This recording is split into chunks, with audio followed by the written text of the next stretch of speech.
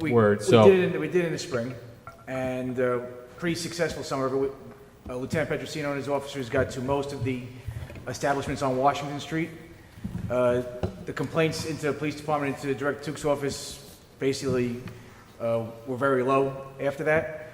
I actually met with the new president of Bike Hoboken just 2 weeks ago, Raul Batista, and I think there's a consensus between the city administration and some of the people involved with Bike Hoboken. There needs to be a step up on enforcement. Yeah, I was going to ask, are you starting to issue tickets?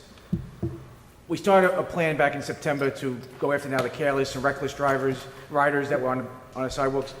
And state law allows bicyclists to go on the sidewalk as long as they're not going over 5 miles per hour. You get a radar gun, and so it's a tough thing to try to level out, to be fair.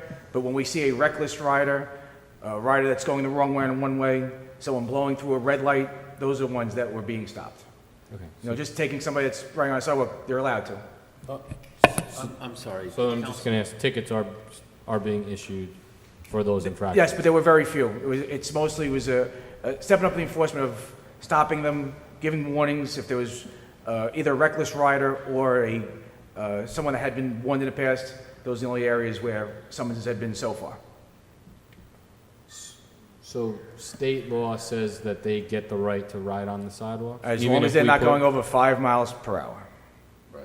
We have a city ordinance. So we cannot legislate no bikes on the sidewalk? You can't have any mirroring legislation that basically, like a city ordinance, which comes close to mirroring a 2C criminal statute or a Title 39 statute.